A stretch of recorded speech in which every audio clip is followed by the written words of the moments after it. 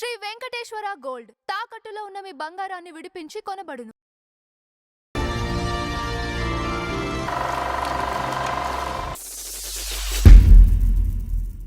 నమస్కారం నంద హరిచంద్రరావు గారు. నమస్కారం అంజుబాబు గారు. శ్రీరంజని గారు ఒకళ్ళు ఉన్నారు, అవును, జూనియర్ శ్రీరంజని గారని. అవును, ఆవిడ శ్రీరంజని. శ్రీ ఆవిడ తర్వాత ఈవిడికి పేరు వచ్చింది, శ్రీరంజని పేరు. అవును, correct, you are right. Junior ఆవిడ పేరు ఈవిడికి ఇచ్చారు. సో అసలు ఎందుకు ఇవ్వాల్సి వచ్చింది ఆవిడకి ఆ పేరు? ఇప్పుడు సినిమా కథల్లో మనం త్యాగం చేయటం అనేది సినిమా కథల్లోనే చూస్తాం. మనం తల్లిదండ్రుల కోసం కొడుకులు కానీ, లేకపోతే అక్క కోసం చెల్లెలు కానీ, చెల్లెల కోసం అక్క త్యాగం చేయటం కానీ. ఇప్పుడు పెళ్ళికానికి ఉంది ఏమండి, మన అక్క కోసం చెల్లెలు త్యాగం చేసింది. అలాంటి కథలు చాలా వచ్చినాయి. అక్క కోసం త్యాగాలు చేయటం అనేది సినిమా కథల్లో చూస్తాం. కానీ నిజ జీవిత కథలో శ్రీరంజని గారు అదే త్యాగం చేసింది. ఈ 1927లో గుంటూరు జిల్లా మురికిపూడి అనే గ్రామంలో జన్మించారు. 4 ఆడపిల్లలు అంత వాళ్ళ పేరెంట్స్కి, 4 ఆడపిల్లలు. వాళ్ళల్లో వీళ్ళకి నాటకాలన్నా కూడా ఇది కూడా జనరల్గా అప్పటి నటీనటులు, అప్పుడు అమ్మాయిలందరూ కూడా, అబ్బాయిలు కూడా దాదాపుగా నాటకాల పట్ల బాగా ఇంట్రెస్ట్గా ఉండేది. మరి ఆ జనరేషన్లో ఏంటో మరి 27లో పుట్టిన వాళ్ళు, 30లో పుట్టిన వాళ్ళందరూ ఎక్కువగా వీటి పట్ల ఆకర్షణగా ఉండేవాళ్ళు. ఇంకేం లేవు కదండి, ఎంటర్టైన్మెంట్ అంటే లేదు, అయ్యే కదా. లేదు అంటే దాదాపు ఎక్కువగా నటీనటులు ఉండేవాళ్ళు. వాళ్ళ పట్ల ఆకర్షణ అవుతూ వీళ్ళు కూడా అలా తయారయ్యేవాళ్ళు. ఇంచేతంటే ఒక స్ఫూర్తి ఉండాలి కదా నాటకాలు వేయటానికి, నటించడానికి. అప్పుడు ఈ అక్క చెల్లెలు ఇద్దరు, శ్రీరంజని అనే ఆవిడ నాటకాల్లో ఎక్కువగా వేస్తూ ఉండేది. ఈ అక్క, ఈవిడ పేరు మంగళగిరి మహాలక్ష్మి. ఈ జూనియర్ శ్రీరంజని అనుకుంటున్నామే, మంగళగిరి మహాలక్ష్మి ఆవిడ పేరు ఒరిజినల్ గా. అక్క పేరు శ్రీరంజని. ఆవిడ నటి, ఈవిడ కాదు, ఈ అమ్మాయి కాదు. ఏమండి, అటువంటిప్పుడు నాటకాల్లో వేస్తుండగా ఏం చేసిందంటే, నాటకాల్లో హార్మోనియం వాయించే నాగమణి అనే అతను ఉన్నాడు. అతను ఈ అమ్మాయి ఈవిడ జనరల్గా వాళ్ళ కనెక్షన్స్ ఉంటాయి కదా, ప్రేమించి పెళ్లి చేసుకున్నారు. నాగమణి, ఈ నటీమణి శ్రీరంజని. వాళ్ళు ఎందుకు చేసుకుంటారంటే, ఒకళ్ళిద్దరూ ఇదైతే నాటకాల్లో ఎక్కువగా వాళ్ళు కలిసి పనిచేయచ్చు. అంచేటప్పుడు ఇతను 10 నాటకాల్లో వాయిస్తానికి తిరుగుతూ ఉంటాడు. అంచేత వేషాలు కూడా దొరుకుతాయి. అంచేత ఇలా భార్యాభర్తలు ఇద్దరు కలిసి అలా నాటకాలు వేసుకుంటూ ఉండేవాళ్ళు. తర్వాత వీళ్ళకి సినిమాలో నటించాలని కోరిక కలిగింది. ఇప్పుడు ఫ్యామిలీని షిఫ్ట్ చేశాడు నాగమణి. ఏమో హార్మోనియం వాయిస్తారు, మ్యూజిషియన్. ఈవిడేమో నటీమణి. వీళ్ళిద్దరికీ పని దొరుకుద్దని చెప్పి సినిమాల్లో అవకాశాల కోసం మద్రాసు బయలుదేరారు. వెళ్ళినప్పుడు ఈ సిస్టర్ని కూడా తీసుకెళ్లారు, మహాలక్ష్మిని తీసుకెళ్ళినప్పుడు ఆ సినిమాలు చేస్తున్నప్పుడు శ్రీరంజనికి అవకాశాలు వచ్చినాయి. ఇంచేదంటే మ్యూజిక్ ఇతను ఆవిడ ఇద్దరు ఆర్టిస్టులే. అంచేత వీళ్ళిద్దరికి అవకాశాలు బాగానే దొరికినాయి. ఆవిడ నటిస్తుంది, ఈయనేమో మ్యూజిక్ చేస్తున్నప్పుడు ఈ చెల్లెలు షూటింగ్ తీసుకెళ్ళినప్పుడు ఈవిడ బాలనటిగా మార్కండేయ ఈ సినిమాల్లో, కొన్ని సినిమాల్లో యాక్ట్ చేయించింది ఈవిడ. ఈ పిల్ల నచ్చటంతో వాళ్ళు దర్శకులు చూడంగానే ఈ పాప క్యారెక్టర్ ఉంటే ఈవిడ చేత వేయించేవాడు, మహాలక్ష్మి చేత. అలాగా బాలనటిగా కొన్ని చిత్రాల్లో నటించింది. ఇది అయిన తర్వాత కొంతకాలం పోయిన తర్వాత ఈ శ్రీరంజని నటిస్తూ ఈ నాటకాలు వేయటం వల్ల, ఈ ఊళ్ళు తిరగటం వల్ల, ఈ సరైన ఆరోగ్య సూత్రాలు పాటించకపోవటం వల్ల ఈవిడ క్యాన్సర్ సోకింది అక్కకి. అప్పట్లో క్యాన్సర్ వ్యాధి అంటే కాస్ట్లీ, ఇది కూడా లేదు, మందులు కూడా లేవు. 1939 అది. 1939లో అంటే ఇంకా అప్పుడు క్యాన్సర్ వ్యాధి అంటే భయంకర మహమ్మారి రోగం కింద లెక్క. ఈవిడ అలా క్షీణించడం మొదలుపెట్టింది. ఈవిడికి అర్థమైపోయింది. ఈ తల్లి వీరమ్మ, వీళ్ళ ఆడపిల్లల తల్లి వీరమ్మ వీళ్ళతో పాటు వచ్చింది ఇక్కడికి, ఈ మెడ్రాస్ వచ్చింది. వీరమ్మ వీళ్ళతోటే ఉంటుంది, ఆడపిల్లలతోటి ఉంటుండగా ఈవిడ రాను ఆరోగ్యం క్షీణించి, క్యాన్సర్ అంటే ఏముంది, ఇదే కదండి, పేగులు తినేస్తాయి కదా. వెళ్ళేటప్పటికి ఒకరోజు తనకి నా టైం అయిపోతుంది, అవసాన దశ వచ్చేసిందని గ్రహించింది శ్రీరంజని. గ్రహించేటప్పటికి ఒకరోజు రాత్రి భర్తని, తల్లిని, మహాలక్ష్మిని పిలిచింది, ఈ చెల్లెల్ని పిలిచింది, కూర్చోబెట్టింది. ఇప్పుడు ఈవిడికి నాగుమణికిను శ్రీరంజన్కి 3 పిల్లలు. ఓకే. ఈ పెళ్లి చేసుకున్న తర్వాత నాటకాల్లో తిరుగుతుండగా వీళ్ళకి బాగా ఇదైన తర్వాత 3 పిల్లలు. ఒకడికి 17 సంవత్సరాలు, ఒకడికి 5 సంవత్సరాలు, ఒకడికి 2 సంవత్సరాలు ఓకే. పిల్లలు. అంటే పెళ్లి చేసుకుని 20 ఏళ్ళు అయింది, దాదాపు 18-19 ఏళ్ళు అయింది. రైట్. ఏమండి, 3 పిల్లలు. ఇప్పుడు చిన్న పిల్లోడు 2 సంవత్సరాలు, ఇంకో పిల్లోడు 5 సంవత్సరాలు. ఈ 17 సంవత్సరాల కుర్రాడు ఓకే, కానీ 2 పిల్లలు ఈ దిగులు పట్టుకుంది ఆవిడికి. అని కూర్చోబెట్టి నాకు ఒక ఆఖరి కోరిక తీరుస్తావమ్మా అని తల్లితో చెప్పింది ముందు. భర్తను అక్కడ కూర్చోబెట్టుకుని మీరు అందరూ కలిసి నాకు ఒక ఆఖరి కోరిక ఉంది, అది తీర్చాలి అంది. చేర్చాలంటే ఏంటో చెప్పమ్మా అంది. ఏం లేదు, నేను ఎలాగో బ్రతకనని నాకు అర్థమైపోయింది. ఈ చేత ఈ వ్యాధి నన్ను తినేస్తుంది. అంచేత మీరు దయచేసి నేను చెప్పింది కాదనకుండా ఒప్పుకుంటారని నేను అడుగుతున్నా, నాకు హక్కు తీర్చండమ్మా. ఏంటమ్మా చెప్పమ్మా అంది. ఏం లేదు, నేను పోతే నా పిల్లలు ఆయన షూటింగ్కి వెళ్ళిపోతారు, రికార్డింగ్కి వెళ్ళిపోతారు, నువ్వు కూడా నీకు కూడా వయసు మీద పడింది తల్లిని. అంచేత నా కోరిక ఏంటంటే ఈ పిల్లల్ని చూసుకోవడానికి ఈ చెల్లెల్ని మహాలక్ష్మిని నా భర్తకిచ్చి పెళ్లి చేయమ్మా అంది. నా భర్తకిచ్చి పెళ్లి చేయమ్మా, పిల్లలు లేకపోతే అన్యాయం అయిపోతారు అంది. ఇటు నాగమణి అతని భర్తకి వీళ్ళకి చెప్పింది. అంటే ఆ అమ్మాయికి మహాలక్ష్మికి ఏమి అర్థం అవుతుంది, ఏదో అక్కేదో అడుగుతుంది అంతే. మౌనం, ఒక్కసారిగా మౌనంగా ఉండిపోయారు అందరూ. ఉండిపోయేటప్పటికి చెప్పండి అమ్మా అని ఏడుస్తూ ఇక ఆ పిల్లల దగ్గరికి తీసుకుని గుండెల మీద తీసుకుని, నా పిల్లలు ఏమీ అవ్వకూడదు, నేనేదో ఇది అనుకున్నాను, నా చెల్లెలు అయితే బాగా చూసుకుంటుంది, ఇది ఇన్నాళ్ళు వాళ్ళతో అలవాటు పడింది, నేను అందుకే తీసుకొచ్చాను చెల్లెల్ని అని చెప్పి, ఏమ్మా నువ్వు చెల్లెలు చేసుకోమ్మా మహాలక్ష్మి, నా భర్తను చేసుకోమ్మా అని, నా పిల్లల్ని చూసుకోమ్మా అని చెప్పి బతిమాలటం మొదలుపెట్టింది, ఏడవటం మొదలుపెట్టింది. ఆ తర్వాత సర్లేమ్మా చేస్తానులేమ్మా అని చెప్పేసి ఒప్పుకున్నారు. ఈ అమ్మాయి కూడా ఈ అమ్మాయి ఏముంది, ఇక తల్లి చెప్పిన మాటే, అక్క చెప్పిన మాటే చేస్తలే అని చెప్పేసి తల్లే మాట ఇచ్చేసింది ముందు. వచ్చేది అంటే అప్పట్లో ఎదురు చెప్పే ఆలోచించేంత మనస్తత్వాలు వీళ్ళకి లేవండి. దాదాపుగా 1940 అది. 1940 అంటే ఈ అమ్మాయికి ఎంత వయసు, 27లో పుట్టింది అంటే 13 ఏళ్ళు. 13 ఏళ్ళు ఏం చెప్తుంది అంటే తల్లే వాగ్దానం ఇచ్చింది. సరే, నాగమణి కూడా అతను హార్మోనిస్ట్ భర్త కూడా ఏమీ ఇది లేదు. అప్పట్లో ఈ వయసులో పెళ్ళిళ్ళు సాధారణమే. 11, 12, 13 ఏళ్ళలో పెళ్లి చేసేస్తారు. అది అప్పుడు సాధారణమే. ఇప్పుడు అక్క పోయింది కాబట్టి ఇచ్చేసుకున్నారని ఒక యాక్సెప్టెన్స్ తీసుకుంది, ఒట్టేయించుకుంది తల్లి చేత. ఒట్టేయించుకున్న కొంతకాలానికి నిజంగానే చనిపోయింది ఆవిడ. ఎక్స్పెక్ట్ చేసింది ఆవిడ. అంటే క్యాన్సర్ ఇక బతకడానికి డాక్టర్ చెప్పేశారు. ఇచ్చేదంటే అప్పట్లో ఇక మందులు కూడా లేవండి. ఇట్లా ఉంటుండగా సరే 1940లో పెళ్లి చేసుకుంది, పిల్లలు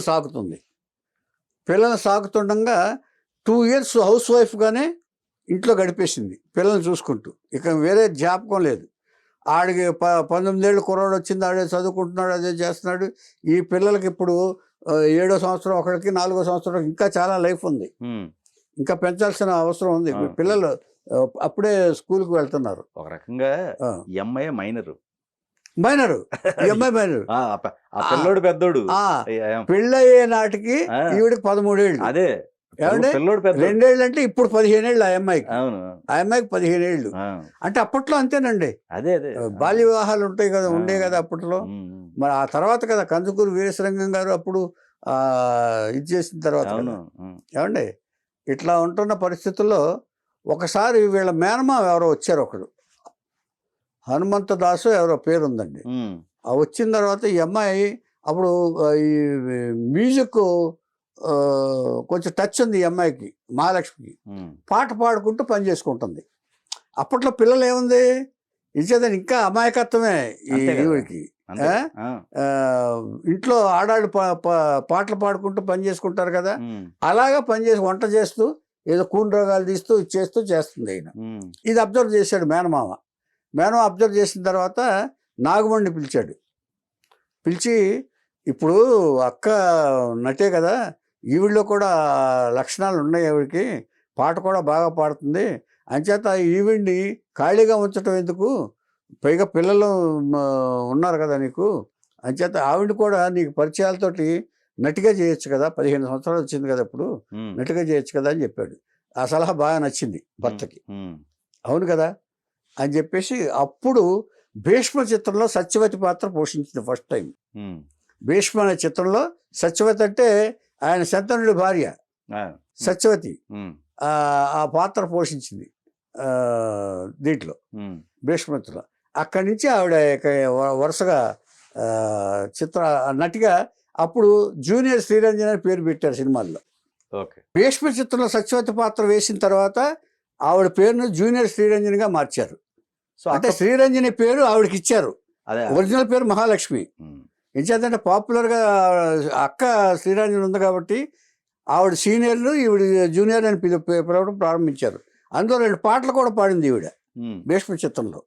ఆ తర్వాత బ్రహ్మరథం, గొల్లభామ, గృహప్రవేశం, మదాలస, ఈ 4 చిత్రాల్లో నటించినా పేరు రాల పెద్దగా, ఊరికే ఒక ఆర్టిస్టు అన్నట్టుగా చూశారు తప్ప రాలేదు. ఎప్పుడు వచ్చిందంటే వాహిని వాళ్ళు గుణచంద్రిక తీయటం మొదలుపెట్టారు. అందులో కస్తూర్ శివరాజు మెయిన్ క్యారెక్టర్, గిడి అంటే ఏదో మేనరిజం ఇది ఉంది ఏమంటే, అందులో బాగా పేరు వచ్చేసింది. కేవీ రెడ్డి గారికి అందరూ సలహా ఇచ్చారంట, శ్రీరంజని పెట్టద్దు, ఫేస్ ఏం బాగుంది అని సలహా ఇస్తే, నేను ఆ అమ్మాయినే హీరోయిన్గా పెడతాను, నాకు ఒక కన్విక్షన్ ఉంది. కేవీ రెడ్డి గారి సంగతి మనకి తెలిసిందేగా. ఇది వరకు కూడా మాయాబజార్లో ఛాయాదేవిని ఎందుకు పెట్టారు సావిత్రికి అమ్మగా, ఆవిడ అంత లావుగా ఉందంటే, సావిత్రి లావుగా ఉంది కాబట్టి ఛాయాదేవిని పెట్టాను, లావుగా కావాలి కాబట్టి అని కన్విన్స్ చేసుకున్నాడు ఆయన. అంచేత ఒక డైరెక్టర్కి అంటూ ఒక కన్విక్షన్ ఉంటుంది. అంచేత ఎవరు పడితే వాళ్ళు ఆ అమ్మాయి వద్దు, వీళ్ళొద్దు, మీకు ఏం తెలుసు అని చెప్తారు, మీరు ఇన్వాల్వ్ అయింది మేము, కథలో ఇన్వాల్వ్ అయ్యేది మేము, సినిమా తీసేది మేము అని చెప్పి అడమెంట్గా కేవీ రెడ్డి గారు నిర్ద్వందంగా ఆవిడనే హీరోయిన్గా పెట్టారు, తీశారు, సక్సెస్ అయ్యారు, సూపర్ హిట్. ఆ తర్వాత చంద్రహారం, ఆ తర్వాత ఇలాగ వరుస చిత్రాల్లో చేస్తుంటే, ఇక ఈ భర్త ఏం చేశాడంటే ఆయన కూడా నిర్మాత అయిపోయాడు. నిర్మాత ఏం చేశాడంటే అక్కినేని నాగేశ్వరరావుని ఫిక్స్ చేసి, అప్పట్లో ఏముందండి 60-70 వేలు ఇచ్చేస్తే అక్కినేని నాగేశ్వరరావు వచ్చేస్తారు. అప్పట్లో దాదాపుగా 100 చిత్రాల లోపు వరకు ₹1,00,000 రెమ్యునరేషన్ రాలా ఆయనకి, నాగేశ్వరరావు. ఆ తర్వాతే అప్పట్లో ఏమండి రామారావు గారు ఫాస్ట్గా ఎదిగారు కానీ నాగేశ్వరరావు అంత బాగా స్లో అది.